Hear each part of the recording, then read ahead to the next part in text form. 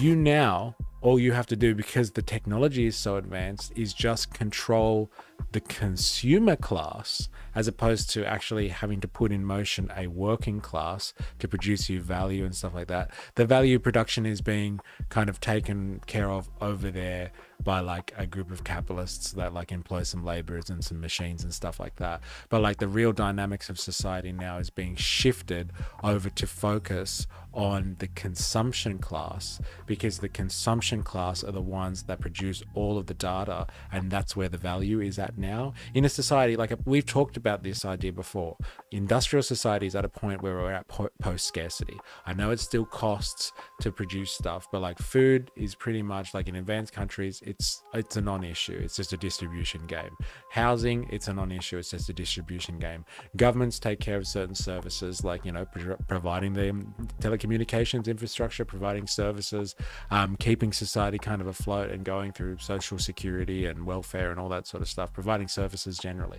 If you don't have to worry about all of those elements, you can have a group of people that sit above society and change the focus of society's social relations, just about extracting data from a consumer class in order to control them and get them to only consume what you dictate needs to be produced, as opposed to like capitalists who prospectively produce stuff because they think that someone's going to consume it. They hope that someone will buy it and they'll be able to realize their profit.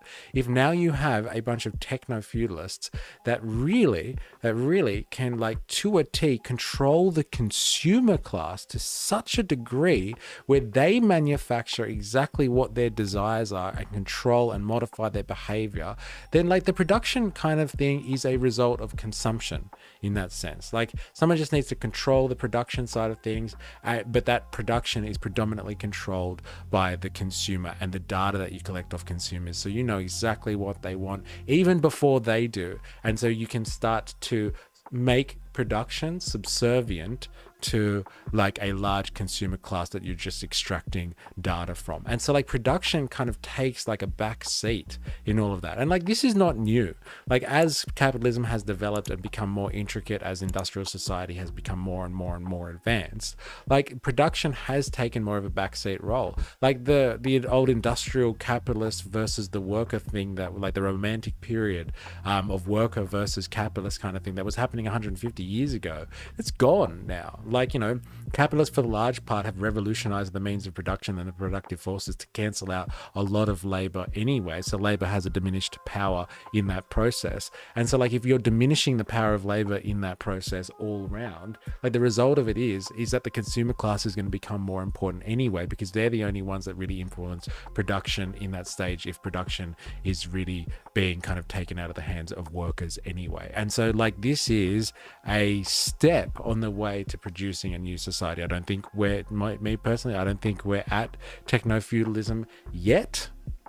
But if this book is anything, it's a blueprint for what a techno-feudal society may develop into, and like what we are staring down the barrel at right now. We are staring down the barrel of something very, very scary that we have never really dealt with before as a social unit. The closest that we've ever come to this is, you could argue, is like kind of totalitarian structures like, you know, Nazi Germany or like Stalinist Russia or something like that. Those type of totalitarian kind of environments, or like if anyone's been involved in like a hardcore corporate structure, like those type of environments are completely totalitarian, as in like there's top-down control. They tell you what to say, they tell you what your mission statement is, everyone toes the party line, and they tell you how to think, therefore, and they tell you how to work, like what to produce and what to consume and what to do, and then they tell you basically even how to dress.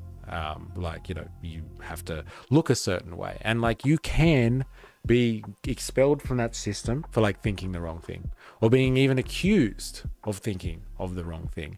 And like this type of techno feudal structure, if they're really mapping you based on like data collection and stuff like that, like the control is almost incomprehensible for us as humans. Like, we can't really sit right here right now and trying to think about all the ways that this could turn really scarily totalitarian really, really, really quickly if data becomes more and more important and people become like people become coerced more and more to living an online existence. And like, it happens everywhere that you go.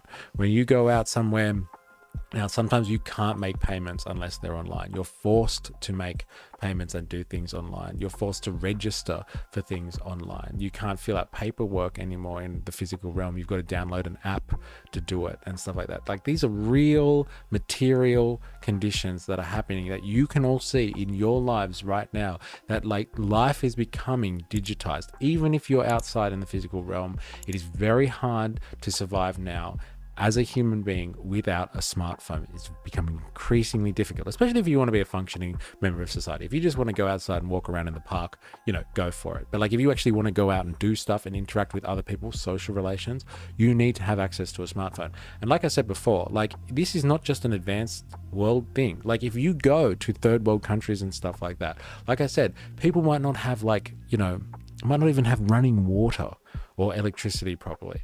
But like, they will have access to smartphones somehow. They will have like chips, or like they will have access to the internet somehow, and like they will be plugged in and producing data. This value production is like something that we've never seen before. Now, you could say there's no material basis for this data. It's overvalued. It's not real. It's abstract. But like, in the same way that the value produced by workers is technically abstract. Like, no one goes around and counts surplus value, but we know that surplus value exists to a certain extent because, why would an employer or a boss like pay a worker for if they're not producing value for them to make profit off? Like, there must be additional value that is made within the system for someone to make profit off. And so, but like, it's an abstract notion. But like, value today, in the sense of like, data value that's being produced, it is value for someone. It is producing value for someone.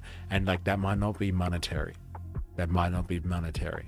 Okay, just because like there's billions of dollars made like every second on the market thanks to people that are extracting data and data mining and data trading and all that sort of stuff. The value that's being produced may just be in terms of total control, as I was saying before. That may be the difference here, is just about a society based on absolute control, which is scary. That's scary in and of itself. Moving away from modes of production to modes of total control. That's an incredibly scary thought.